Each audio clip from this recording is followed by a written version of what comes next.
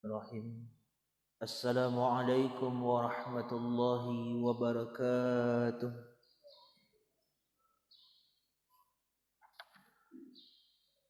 Alhamdulillah. Alhamdulillahilladzi ja'ala al-ilma arfa'a sifatil kamaliyah. Asyhadu an la ilaha illallah wahdahu la syarika lah. Alladzi khassa man syaa min ibadihi bil ma'siril hikamiyah. أشهد أن محمدا عبده ورسوله الذي خصه الله تعالى بجميع الكمالة العبودية. اللهم صل وسلم على سيدنا محمد الذي ملأ الله تعالى قلبه صلى الله عليه وسلم من جلاله الأعلى جل وعلا، وعينه صلى الله عليه وسلم من جماله الأسنى، فصار صلى الله عليه وسلم مسرورا ومنصورا، وعلى آله وصحبه والسالكين على نهجه فنالوا خيرا وفيلا. أما بعد فيا عباد الله أوصيكم وإياي بتقوى الله فقد فاز المتقون. اتقوا الله حق تقاته ولا تموتن إلا وأنتم مسلمون. قال الله تعالى في القرآن الكريم: أعوذ بالله من الشيطان الرجيم، بسم الله الرحمن الرحيم، وأنفقوا مما رزقناكم من قبل أن يأتي أحدكم الموت فيقول ربي لولا أخرتني إلى أجال قريب فأصدق وأكن من الصالحين. صدق الله العظيم. Yang kami muliakan Bapak dan Ibu pengurus masjid, kemudian yang kami muliakan nenek mama, alim ulama, para orang-orang tua kami, Bapak dan Ibu, kaum muslimin wal muslimat yang insya-Allah pada subuh hari ini kita masih dimuliakan oleh Allah Subhanahu wa taala. Kembali ucapan syukur kita sampaikan kepada Allah dengan ucapan alhamdulillahirabbil alamin, karena Allah masih mengizinkan kita untuk duduk di rumahnya. Allah masih mengizinkan kita untuk beribadah di rumahnya, karena nanti kata Rasulullah dalam kitab Daqaiqul Akhbar digambarkan pada hari kiamat nanti akan datang seekor makhluk besar, yang makhluk ini besarnya kepalanya berada di langit yang paling tinggi, ekornya berada di bumi yang paling bawah. Maka nanti ia akan menyeru sebanyak 70 kali dalam sehari. Maka malaikat Jibril pun bertanya, wahai Harishi, siapa yang engkau cari sebenarnya? Maka Harishi tadi menjawab, aku mencari akan 5 golongan, kata makhluk tadi. Siapa saja golongan itu? Pertama adalah orang-orang yang meninggalkan salat 5 kali sehari semalam. Yang kedua, aku mencari orang-orang yang enggan membayar zakat. Yang ketiga, aku mencari orang-orang pemakan harta riba, harta haram. Yang keempat, orang-orang yang minum minuman khamar, minum minuman keras.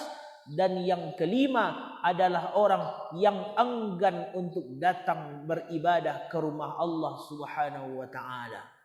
Jadi 5 ini dicari oleh makhluk tadi. Maka salah satu dari yang 5 tadi yang dicari adalah orang-orang yang enggan datang ke rumah Allah. Orang-orang yang enggan untuk duduk di rumah Allah. Orang-orang yang enggan untuk menunaikan salat berjamaah di rumah Allah. Maka dicari akan 5 golongan ini. Katikalah berkumpul 5 golongan tadi, maka akan dimasukkan oleh Harishi ke dalam perutnya, dan nanti akan dimuntahkan ke dalam nerakanya Allah Subhanahu wa taala. Maka dari 5 tadi, alhamdulillah, yang hari ini subuh ini Allah telah selamatkan kita dari golongan yang kelima. Karena Allah memilih kita duduk di rumahnya, Allah memilih kita untuk beribadah salat subuh tadi secara berjamaah. Maka mudah-mudahan kita bermohon, semoga Allah jauhkan kita, semoga Allah menyelamatkan kita dari fitnah-fitnah akhir zaman yang akan datang nantinya. Kemudian salawat dan salam tak lupa-lupanya kita kirimkan bagi baginda Nabi sallallahu alaihi wasallam. Allahumma salli ala sayyidina Muhammad wa ala ali sayyidina Muhammad. Berbanyak berselawat kepada Rasulullah, karena mungkin salawat itu yang akan menyelamatkan kita. Pernah diceritakan Bapak dan Ibu, ada seseorang, orang alim dan orang pemabuk luar biasa. Pemabuk narkoba, minuman keras. Ketika orang alim ini suatu hari pernah bermimpi. Apa yang ia mimpikan? Tiba-tiba derajat yang pemabuk ini lebih tinggi derajatnya dibandingkan orang alim tadi. Kalau secara akal kita kan tidak mungkin. Ada orang rajin ibadah, alim, dan ada orang pemabuk lebih tinggi derajat pemabuk dibandingkan orang alim. Lalu heranlah orang alim tadi. Kenapa pemabuk ini di akhirat bisa tinggi derajatnya? Maka bertanyalah ia dalam mimpi itu kepada pemabuk tadi. Apa yang membuat derajatmu lebih tinggi dibandingkan aku, kata orang alim. Maka pemabuk tadi mengatakan, hadartu yauma majlis zikri fasammaktul alim yaqulu man salla 'alan nabi sallallahu alaihi wasallam. Aku pernah menghadiri sebuah majlis ilmu, lalu di saat itu ada ustadznya menyuruh membaca salawat kepada Nabi. Wa rafa'aha sautahu wa jabalahul jannah. Maka tak kala itu kami yang di dalam masjid itu bersama-sama mengucapkan salawat kepada Nabi. Tapi ternyata salawat yang kami baca dalam rumah Allah yang sekali itu langsung didengar oleh Rasul, didengar oleh Allah. Maka dikala itu Allah ampuni setiap dosa-dosa kami yang hadir. Maka dengan dosa yang diampuni itu, kata para pemabuk, maka aku dengan salawat itu meninggikan derajatku dan dosaku diampuni. Itu gambaran. Jadi salawat itu bisa mengampuni dosa. Salawat itu bisa meninggikan derajat. Salawat itu bisa untuk memperoleh akan syafaat dari Nabi SAW. Maka inilah perbanyak bersalawat kepada beliau. Mudah-mudahan dengan kita bersalawat kepada beliau, mudah-mudahan kita akan menjadi umat yang akan memperoleh syafaat dari Nabi SAW. Bapak dan Ibu yang dimuliakan oleh Allah Subhanahu wa taala, pada subuh hari ini insya-Allah kita akan melihat akan bagaimana keadaan umat hari ini, dan juga nanti ada beberapa pesan yang disampaikan oleh Allah berupa penyesalan-penyesalan manusia setelah mereka tiada lagi di dunia Allah Subhanahu wa taala. Kalau kita melihat akan keadaan manusia di akhir zaman, bahwa Allah telah menggambarkan, Rasul telah menjelaskan bagaimana keadaan umat beliau di akhir zaman. Dalam hadis Nabi digambarkan, qala Rasul sallallahu alaihi wasallam, yushikul ummamu an tada'a alaikum kama tada'al akalatu ila kas'atiha. Hampir saja tiba masanya, kata Rasulullah, kalian sebagai umatku diperebutkan oleh sekelompok pemangsa, diperebutkan oleh sekelompok orang-orang seperti mereka memperebutkan makanan yang ada di atas meja makan, kata Rasulullah. Lalu kala itu sahabat bertanya, faqala qailun wa min qillati nahnu yauma izin. Apakah karena jumlah kami sedikit di kala itu ya Rasulullah? Maka Nabi menjawab, bal antum yauma idzin katsir. Tidak, kata Nabi, bahkan jumlah kalian di kala itu adalah jumlah yang banyak, kata Nabi. Tetapi jumlah yang banyak itu gusaan ka gusa'is sa'il, hanya sebatas seperti buih di tengah lautan, kata Nabi. Bagaimana buih tengah lautan ya Rasulullah? Allah mencabut rasa takut dari musuh kalian, dan Allah meletakkan di dalam fi qulubikumul wahan, di dalam hati kalian, kata Rasulullah, ada satu penyakit, yang penyakit itu dinamakan dengan wahan, kata Nabi. Apa itu wahan ya Rasul? Apa itu penyakitnya ya Rasulullah? Hubbud dunya wa karahiyatul maut. Bagaimana umatku di akhir zaman cinta dunia dan takut kepada kematian, kata Nabi. Itu yang digambarkan oleh Rasulullah, keadaan umat beliau di akhir zaman.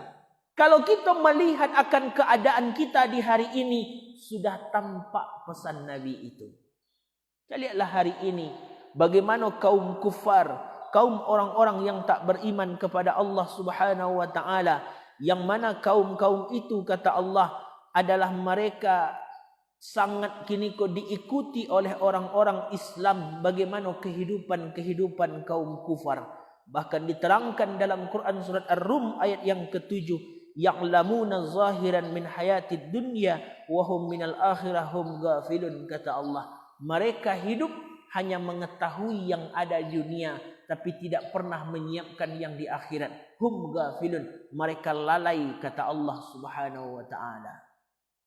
Jadi kan nampak kini Bapak dan Ibu, umat Islam mengikuti kehidupan kaum-kaum kufar. Umat Islam mengikuti bagaimana kehidupan dan cara hidup orang-orang yang kafir. Berapa banyak kita melihat orang-orang yang mohon maaf tamak dalam jabatan. Punya jabatan belum selesai tapi ambil jabatan yang lain. Berapa banyak kini orang-orang yang dalam artian punya kendaraan mewah berpuluh-puluhan banyaknya. Berapa banyak orang-orang yang ketika bertemu dengan artis tak tanggung luar biasanya, tapi dengan ulama tak ada harga rasa bertemu dengan ulama. Bahkan paling anehnya, yang bertemu dengan ulama, maka yang diminta pertama kali bukan doa, tapi yang diminta adalah bagaimana bisa bersalaman dengannya. Itu gambaran tamak dalam jabatan. Bagaimana harta hanya untuk dunia, puluhan mobil mewah ada di rumah. Ini gambaran, kata Allah, engkau telah mengikuti akan kehidupan kaum-kaum kufar, kata Allah.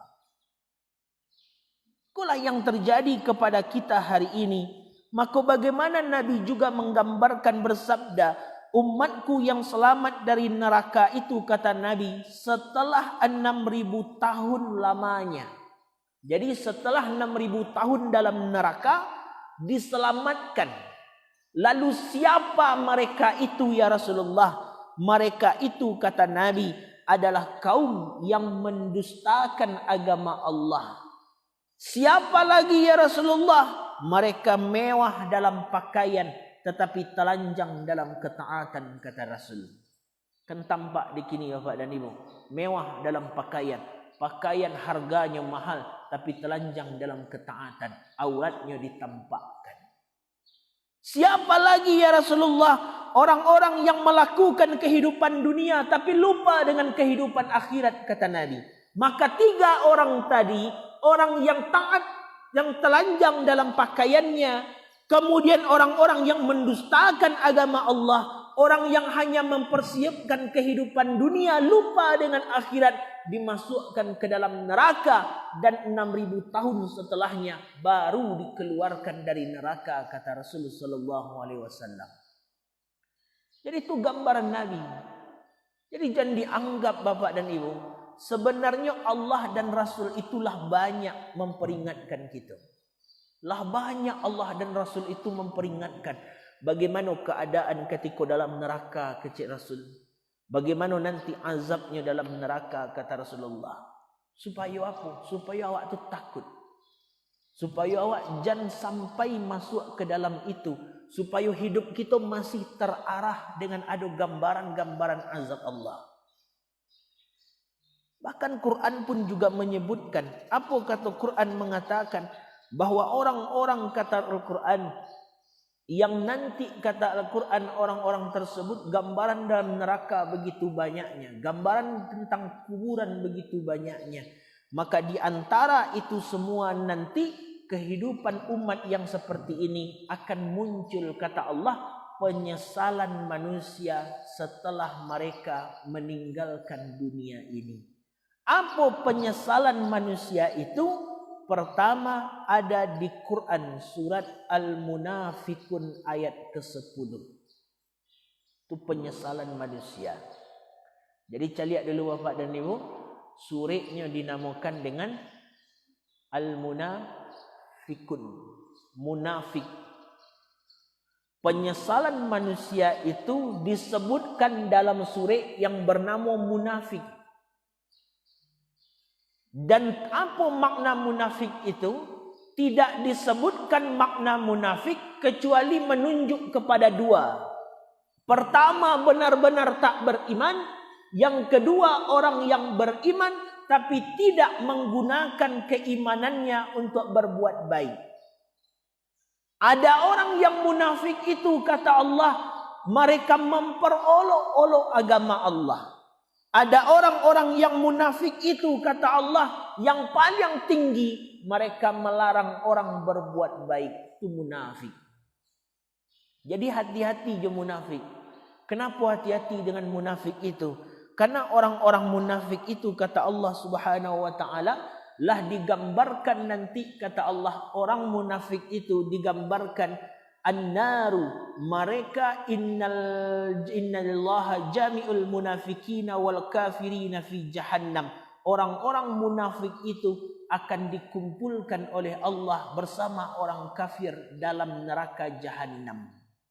Jadi kalau kita cari Bapak dan Ibu, masuk neraka itu dulu orang munafik dibandingkan orang kafir. Itu bahayanya orang munafik. Kenapa bisa muncul seperti itu? Kenapa bisa muncul gini ke orang-orang munafik? Mereka mengaku Islam, mengaku beriman, tapi tidak mempergunakan keimanannya dengan baik. Kenapa? Karena ada godaan setan. Godaan setan atau godaan iblis, Bapak dan Ibu? Godaan setan atau godaan iblis? Sama kah orang itu atau beda? Atau badun sana orang tadi? Ada orang mengecewakan kakak baradiaknya. Ada orang mengecewakan badun sananya tadi. Sama atau beda? Nanti mesti dikenali dulu. Kadang manusia itu terjebak dengan godaan-godaannya karena awak tidak mengenali. Jadi kenali dulu siapa itu iblis, kenali dulu siapa itu setan, baru bisa awak memusuhi. Kini kan orang tergolong kepada berbuat dosa, tergolong kepada orang-orang munafik. Kenapa tergolong? Karena digoda oleh setan tadi, digoda oleh iblis tadi. Kenapa begitu mudahnya setan dan iblis menggoda? Karena kita tidak kenal siapa musuh kita yang sebenarnya. Lalu coba cari, samakah antara setan dengan iblis itu? Kita cari awalnya. Buka Quran surat ke-15 ayat 28. Al-Hijr ayat ke-28. Kata Allah mengatakan, wa idz qala rabbuka lil malaikati inni khaliqun bashar. Ketika Allah berkata kepada malaikat, aku akan menciptakan bashar, manusia. Ketikalah diciptakan manusia, sebelum manusia sia diciptakan Bapak dan Ibu, malaikat dan jin. Ada di Quran surat ke-15 Al-Hijr ayat 27-nya. Bahwa makhluk Allah itu baru dua. Makhluk jin cik, malaikat cik. Barulah di ayat 28 Allah akan menciptakan makhluk satu lagi namanya bashar, manusia. Ketika diciptakan bashar itu, ketika diciptakan manusia itu, apakah dua makhluk yang ini protes? Belum.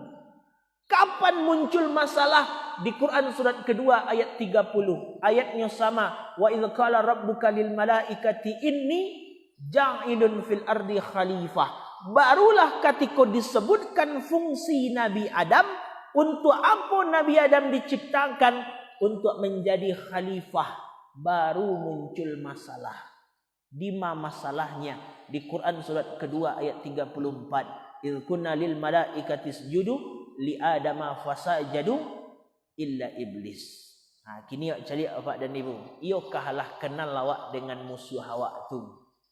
Idz qulna lil malaikah, nan disuruh sujud ke Nabi Adam, malaikat sajakah, jin sajakah, atau malaikat jin? Siapa yang disuruh sujud ke Nabi Adam Bapak dan Ibu?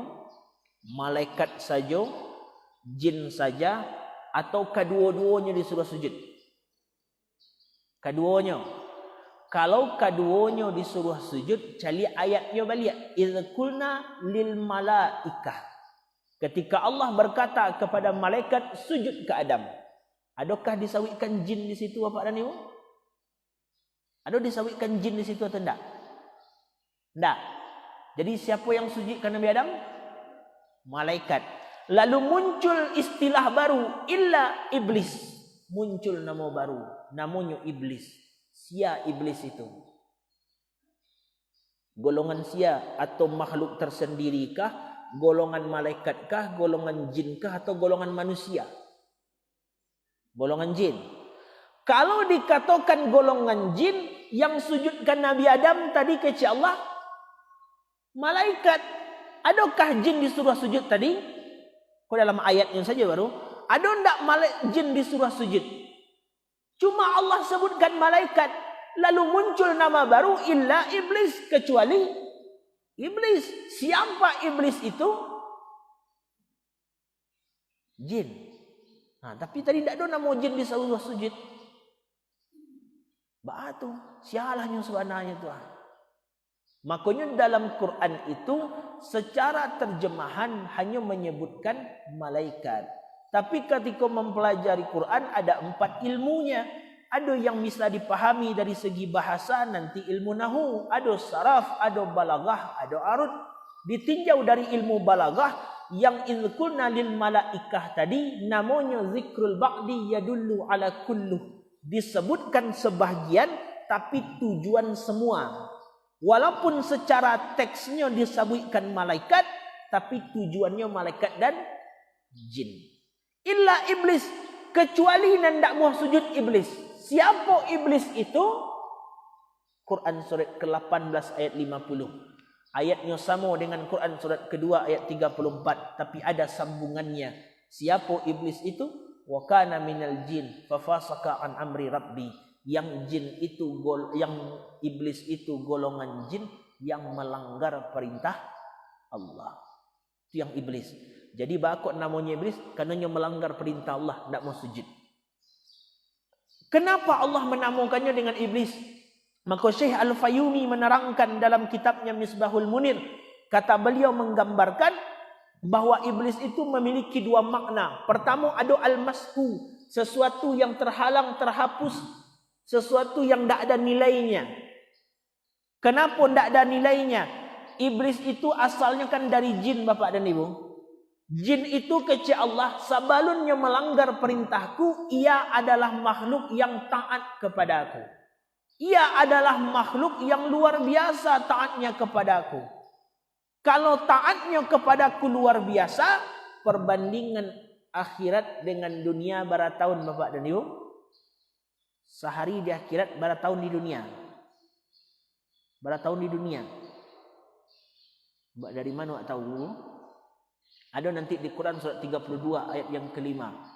Sehari 1000 tahun di dunia. Ketika sehari di akhirat 1000 tahun di dunia. Artinya kecil Allah, iblis itu adalah makhlukku yang taat dulunya. Ibadahnya sehari di akhirat bandingnya sama ibadah 1000 tahun di atas dunia. Tetapi ibadahnya yang 1000 tahun itu tidak ada nilainya kata Allah. Kenapa tidak ada nilainya ya Allah? Karena kesombongannya kepadaku yang tidak mau ikut akan perintahku. Jadi walaupun ibadahnya beribu-ribu tahun dahulu, tapi ibadah itu tidak ada nilainya. Karena satu salahnya, sombong ke Allah. Jadi apa pesan ke manusia? Iblis saja beribu-ribu tahun ibadahnya karena sombong tidak ada nilai ibadahnya.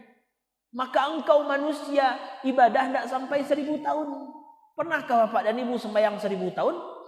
Baca Quran 1000 tahun? Zikir 1000 tahun? Enggak, sombong lo lain. Berarti lebih hebat dibandingkan iblis. Itu kan gambaran Allah. Jadi jangan sombong. Kini kan sombong itu banyak. Sombong ke Allah. Salah satu sombong ke Allah, membenci kekasih-kekasih Allah. Jadi kalaulah membenci kekasih-kekasih Allah, berarti sombongnya ke Allah. Kini kan nampak. Banyak kini kau dalam artian patang yang terjadi. Ulama Syekh Ali Jaber diserang. Ketika diserang, oleh orang yang tak dikenal. Dalam tanda kutip dikatakan orang gangguan jiwa. Diserang katih pentas, ditusuk dengan pisau. Itu kan gambaran membenci ulama, membenci kekasih Allah.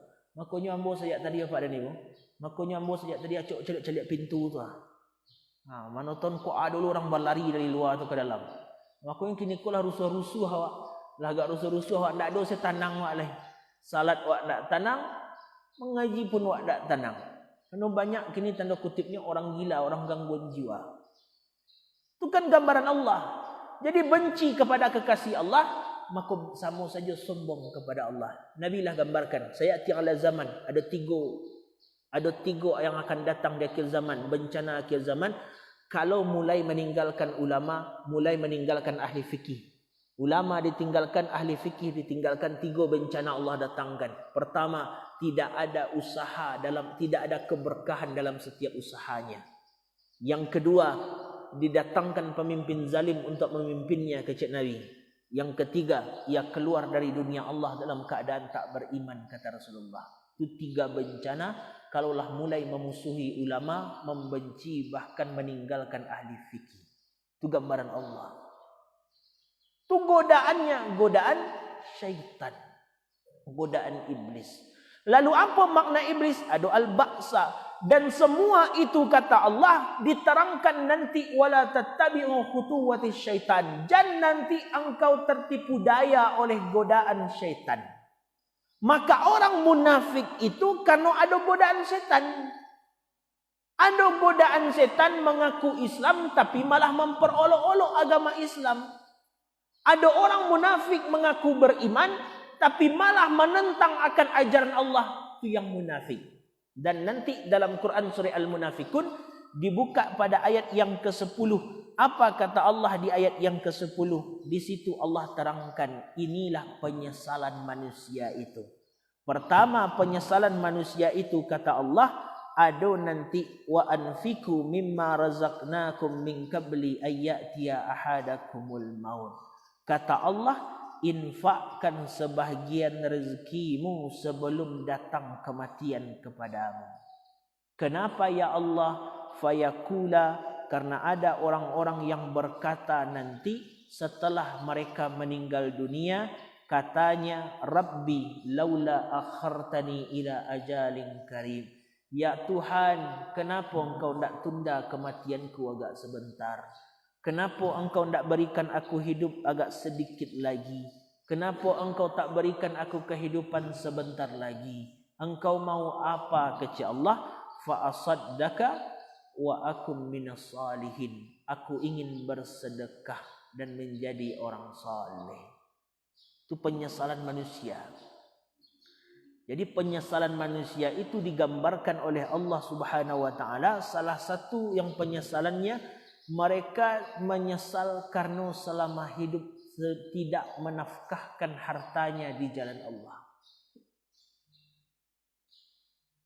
Bahkan ketika orang-orang ini tak mau menafkahkan hartanya yang diistilahkan dengan bakhil, maka Allah terangkan dalam Quran surat Ali Imran ayat yang ke-180, kata Allah mengatakan, wala yahsabannal ladzina yabkhaluna bima atahumullahu min fadli huwa khairal lahum bal syarrul lahum. Ada orang-orang kata Allah yang enggan untuk bersedekah, enggan untuk berinfak, bakhil dalam kehidupan. Mereka menganggap menahan harta Allah sebagai kebaikan, padahal sebagai keburukan. Apa azabnya ya Allah? Azabnya mereka, hartanya itu yang dibakhilkannya itu akan dikalungkan ke lehernya pada hari nanti, kata Allah. Itu azabnya.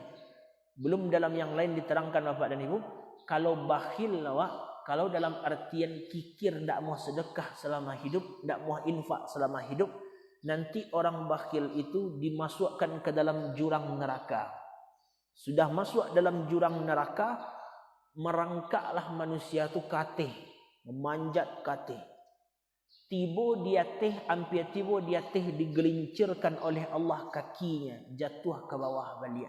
Mau itu berulang-ulang, azab bagi orang yang enggan untuk sedekah, artinya bakhil dalam kehidupan. Jadi kalau kita mencari akan kehidupan di dunia ini, bagaimana azab-azab Allah itu luar biasa. Kan pernah diterangkan oleh Nabi SAW. Kata Nabi mengatakan, yang paling menyedihkan bagi seseorang ahli neraka itu, kata Nabi, adalah ketika mereka dibakar dalam api neraka dan keluarlah darah kental dari mulut, dari hidung dan telinganya, kata Nabi. Yang paling menyedihkan bagi orang penduduk neraka itu, kata Nabi, adalah bagaimana mereka memanjat gunung yang ada dalam neraka. 1000 tahun lamanya mereka memanjat, tapi hampir sampai di atas mereka kembali jatuh ke bawah, kata Rasulullah. Dan yang paling menyedihkan bagi penduduk neraka itu, kata Nabi, adalah ketika mereka meminta hujan ke Allah. Ya Allah, berikan kami hujan.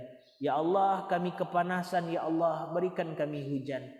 Tapi berjatuhanlah batu-batu api neraka dari atas, masuk ke kepala, mohon maaf, langsung tembus batu itu sampai ke dubur manusia ahli neraka. Lalu mereka kembali meminta hujan. Ya Allah, berikan hujan, berikan air, kami kepanasan. Ya Allah, kami tidak sanggup menerima azab ini. Ya Allah, maka nanti diberikan oleh Allah hujan. Datang awan hitam. Ketika awan hitam itu datang, mereka menganggap itu awan hujan, tapi berjatuhanlah ular-ular besar sebesar kalajengking, sebesar leher onta, dan kalajengking sebesar keledai, kata Rasulullah. Itu gambaran Allah. Jatuh ular sebesar leher onta, jatuh kalajengking sebesar keledai. Berlari penduduk neraka menjauhi dari dua makhluk tadi. 1000 tahun hitungan akhirat takkan pernah bisa menjauh dari makhluk tadi, kata Rasulullah. Andai kata kena gigit oleh ular tadi, kena gigit oleh kalajengking tadi, 40 tahun hitungan akhirat tak akan hilang-hilang sakit gigitan ular tadi, kata Rasulullah. Lalu meminta pula lah penduduk neraka. Yang paling menyedihkan, kata Allah, ketika penduduk neraka itu meminta minum kepada Allah. Berikan kami minum, ya Allah. Diagihkan minuman, diminum airnya, mendidih isi perutnya, kata Rasulullah. Mereka minta makan, diberikan makanan dari api neraka. Lalu ketika diberikan makanan dari api neraka, hancur isi perutnya di mana makanan itu lewat, kata Rasulullah. Itu gambaran neraka. Jadi orang-orang yang enggan untuk bersedekah, enggan berinfak pun muncul penyesalan. Makanya banyak orang setelah wafat minta kembali. Apa katanya? Kembalikan ya Allah, kami cuma ingin sedekah. Kami ingin berbuat baik ya Allah. Kami ingin menjadi orang saleh. Kenapa? Karena begitu beratnya azab neraka yang Allah siapkan. Jadi jangan dianggap ringan neraka itu, Bapak dan Ibu. Api neraka itu luar biasa. Pernah dulu waktu Nabi Adam turun ke dunia, diturunkan oleh Allah ke dunia, sampai di dunia Nabi Adam memasak. Lalu apa kata Allah? Hai Jibril, berangkatlah engkau ke malaikat Malik, minta api neraka ke malaikat Malik untuk Nabi Adam memasak. Lalu pergilah Jibril ke malaikat Malik. Hai Malik, aku minta api neraka. Berapa yang kau butuhkan? Aku butuh sebesar buah kurma, kata Jibril. Menjawab malaikat Malik, andai kata engkau membawa api neraka sebesar buah kurma ke dunia, engkau letakkan api neraka sebesar buah kurma di dunia, maka akan hancur 7 lapis langit, akan hancur 7 lapis bumi, kata malaikat Malik. Kalau begitu tidak usah sebesar buah kurma, segadang bijinya sajalah. Tidak usah segadang buahnya, sebesar bijinya saja. Maka apa jawaban malaikat Malik? Kalau engkau bawa api neraka sebesar biji kurma ke atas dunia, tak ada setetes air pun yang turun dari langit, dan tak ada tumbuh-tumbuhan yang bisa tumbuh di dunia Allah. Mengadu Jibril ke Allah. Ya Allah, kalau begitu berapa yang harus aku minta, ya Allah? Maka Allah katakan, mintalah kepada Malik api neraka sebesar semut yang kecil saja. Berangkat malaikat Jibril, diminta api neraka sebesar semut kecil, diagihkan oleh malaikat Malik, kemudian dibawa oleh malaikat Jibril dan dicelupkan ke dalam sungai lautan 70 kali dicelupkan. Jadi api neraka sebesar semut kecil tadi dicelupkan 70 kali ke dalam lautan, lalu dibawa oleh malaikat Jibril ke puncak gunung. Apa yang terjadi ketika api neraka yang telah dicelupkan ke dalam air sebanyak 70 kali diletakkan di puncak gunung, maka hancur gunung itu seketika. Itulah api neraka. Segadang buah kurma menghancurkan 7 langit dan 7 bumi. Segadang bijinya tak ada air yang bisa turun karena hilangnya air karena hawa panasnya. Sebesar semut yang kecil bisa menghancurkan sebuah gunung, apalagi tubuh Hawa yang akan disiksa karena kita tidak mau sedekah infak semasa hidup kita. Itu penyesalan. Allah yang sebutkan ada orang yang menyesal minta hidup untuk sedekah.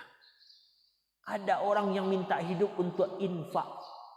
Maka sebelum itu datang kepada kita, Allah pesan, maka infakkan sebagian hartamu sebelum kematian itu datang kepadamu, kata Allah. Karena kehidupan lepas akhirat itu sulit. Kehidupan lepas dunia itu luar biasa. Banyak gambaran-gambaran Allah yang Allah gambarkan kepada kita, banyak luar biasa. Masuk ke dalam neraka, apinya seperti itu, lamanya tidak tanggung pula lamanya. Dalam An-Naba akan digambarkan oleh Allah, labithina fiha ahqaba. Mereka berabad-abad lamanya di dalam neraka itu, kata Allah. La yazukuna fiha barda wala syaraba. Tak sedikit pun kesejukan ia dapatkan, tak ada air minum ia dapatkan, ila hamiman wa ghassaka, melainkan cuma darah dan nanah, melainkan cuma nanah dan darah yang ia berikan oleh Allah, jazaa'an wifaka, sebagai balasan bagi mereka, kata Allah. Itu gambaran neraka. Bahkan Bapak dan Ibu, sabalunkan neraka itu nanti, andai kata kita menyesal, andai kata kita enggan untuk itu, enggan untuk sedekah dan infak, bahkan sebelum kita dimasukkan ke dalam nerakanya Allah Subhanahu wa taala, bahkan Allah mengatakan di dalam kubur pun nanti akan ditampakkan neraka itu dari pagi sampai petang kepada orang tadi. Ada nanti gambarannya di Quran surat 40 ayat 46. An-naru yu'raduna 'alaiha guduwan wa 'ashiyan. Maka neraka itu diperlihatkan dari pagi sampai sore kepada mereka di dalam kubur, kata Allah. Jadi mulailah untuk itu. Mulailah untuk mempersiapkan, kata Allah. Apa yang kami persiapkan? Maka mulailah perbanyak sedekah. Mulailah perbanyak berinfak. Mulailah perbanyak untuk mengeluarkan harta untuk membantu orang. Membantu orang-orang yang butuh. Membantu orang-orang yang di sekitar kita. Karena itu penting. Kenapa yang diminta itu sedekah? Mengapa orang-orang ketika telah wafat minta kembali ingin sedekah, ingin menginfakkan hartanya? Maka salah satunya digambarkan oleh Allah, digambarkan oleh Nabi, karena pertanggungjawaban yang akan datang kepada manusia. Salah satunya wa an malihi min aina iktasabuhu wa fima anfaqahu. Dari hartamu dari mana engkau dapatkan dan kemana engkau gunakan. Semakin banyak harta, semakin berat pertanggungjawabannya. Karena yang ditanya dari mana harta itu didapatkan, kemana pula digunakan. Maka karena pertanggungjawaban itu, maka orang ketikalah wafat minta kembali untuk menginfakkan hartanya. Mengapa dalam artian sedekah yang diminta oleh orang telah meninggal dunia? Karena pahala sedekah itu luar biasa, dilipat gandakan oleh Allah Subhanahu wa taala dalam Quran surat yang Al-Hadid ayat yang ke-18. Itu luar biasa. Kalau masalah sedekah, Allah lah katakan lan tabura, sekali-kali tidak akan pernah merugi manusia kecuali Allah. Allah yang katakan. Tidak pernah merugi.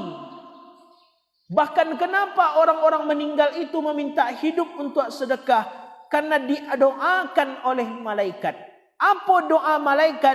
Ma min yaumin yusbihul ibadu fihi ila malakani yanzilani fayakunu. Ketika nanti pada pagi hari, malaikat ada 2 orang yang akan turun ke atas permukaan bumi. melihat siapa yang bersedekah, siapa yang tidak.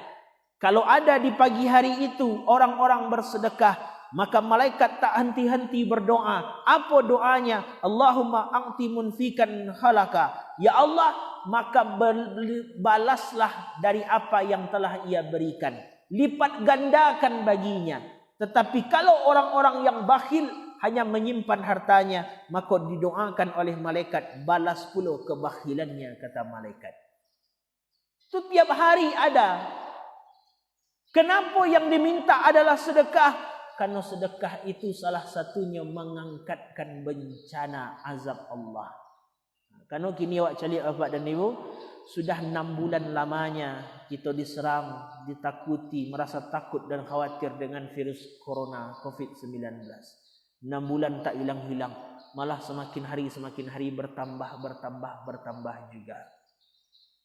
Kenapa itu terjadi? Maka untuk mengangkatkan murka Allah, mengangkatkan akan marahnya Allah Subhanahu wa taala, salah satunya dengan cara bersedekah. Karena diterangkan dalam hadis Nabi, innas sadaqata la tudfi'u ghadabir rabbi, bahwa sedekah itu akan dapat mengangkat murka Allah Subhanahu wa taala. Banyaklah sedekah, mudah-mudahan dengan Covid ini diangkitkan pula Covid ini oleh Allah dengan sedekah kita. Karena Imam Syafi'i pernah mengatakan, bersedekah ketika lapang itu mudah, tapi yang sulit itu bersedekah ketika sulit. Bersedekah ketika berpunya itu mudah, tapi bersedekah ketika tak berpunya itu yang sulit. Kini kan kondisi kita kan susah. Dengan Covid banyak ekonomi yang kurang. Dengan Covid banyak gini kok kehidupan yang kurang. Tapi kalau bisa sedekah, itu akan lebih besar balasan dari Allah dan akan dapat menutupi marahnya Allah kepada kita hambanya. Maka ini penyesalan manusia dalam Quran. Salah satunya mereka meminta kembali karena ingin bersedekah. Wa akum minas salihin. Kami ingin menjadi orang-orang yang saleh. Bahkan dalam ayat yang lain pun Allah gambarkan penyesalan manusia kepada Allah itu meminta kembali untuk apa? Rata-rata. Ada orang meminta hidup agak sehari lagi, ada orang meminta hidup agak sebentar lagi. Mengapa mereka apa yang diminta? Meminta kami ingin mengerjakan amal saleh. Jadi kok banyak dalam Quran ada penyesalan-penyesalan setelah wafat. Maka ketika Allah lah sebutkan penyesalan ketika wafat, kita masih hidup, maka jangan sampai menyesal ketika wafat. Mulai kini banyak amal saleh, mulai kini banyak sedekah, infakkan sebagian dari harta-harta kita. As-sakhiyu qaribun minallah wa qaribun minal jannah wa qaribun minan nas wa ba'idun minan nar. Orang kalau mau beri memberi, tolong menolong, mereka akan dekat dengan Allah, dekat dengan Rasul, dekat dengan manusia, dekat dengan surga, jauh dari neraka. Tapi kalau orang bakhil, kata Rasulullah, mereka jauh dari Allah, jauh dari surga, jauh dari manusia, wa qaribun minan nar, dan akan dekat dengan neraka, kata Rasul sallallahu alaihi wasallam. Maka mulai hari kini keluarkanlah, infakkan dari apa yang telah diberikan oleh Allah Subhanahu wa taala. Karena ini titipan. Allah menitipkan kepada kita, maka keluarkan sesuai, gunakan sesuai kehendak orang yang menitipkan. Sama mau dijawab Bapak dan Ibu, ketika Bapak dan Ibu berangkat ke Jakarta, membawa ke Jakarta agak sebulan, menitip rumah kamu, tolong Alfi titip rumah agak sebulan deh.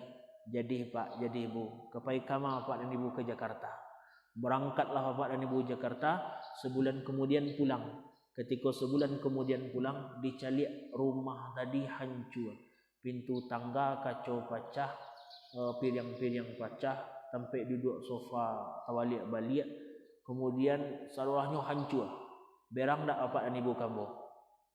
Berang tak Bapak di kubu kamu? Berang? Ya berang Bapak Ibu kamu. Jadi berang Ibu kamu gini? Ya. Nah, itu kan gambaran manusia. Manusia saja dititipi, tidak amanah, marah. Dititipi, tidak bisa menjaga titipan, marah. Begitu juga dengan Allah. Allah titipkan harta, tapi kita bakhil. Allah titipkan harta, tapi kita kikir. Allah titipkan harta tapi kita tidak mau sedekah, maka Allah pun marah kepada kita. Banyak mohon maaf, banyak orang kadang-kadang ketika tidak mau mengeluarkan hartanya untuk sedekah, maka Allah yang paksa untuk mengeluarkan. Banyak orang kadang ketika tidak mau sedekah, tidak mau infak dan sebagainya, didatangkan penyakit oleh Allah. Yang penyakit itulah harus diubai, habis harta untuk berobat. Maka sedekah, maka gunakan sesuai kehendak orang yang menitipkan. Mudah-mudahan kita tak akan menyesal ketika maut telah datang menjemput kita nantinya. Karena ini penyesalan manusia. Ada orang meminta kembali ke dunia untuk beramal saleh, ada orang yang meminta ditunda kematiannya untuk bersedekah, kata Allah. Maka banyak lakukan amal saleh, banyak sedekah. Mudah-mudahan inilah yang akan menyelamatkan kita nantinya. Maka inilah Bapak dan Ibu, pada subuh hari ini terkait dengan gambaran Allah bagaimana penyesalan-penyesalan manusia ketika telah meninggal dunia, ketika telah wafat. Maka kembali tetap perbaiki diri kita, tetap perbaiki amal-amal kita. Jangan pernah cukup dengan amal yang telah kita lakukan, karena kita tak pernah tahu amal mana yang telah diterima oleh Allah Subhanahu wa taala. Boleh jadi kita salat tapi belum khusyuk. Boleh jadi kita puasa tapi sebatas menahan haus dan lapar. Boleh jadi kita sedekah tapi kadang sedekah disertai ria dan kesombongan. Maka perbanyak amal itu, mana tahu dari sekian banyak amal itu ada salah satu amal yang mengantarkan kita ke surganya Allah Subhanahu wa taala.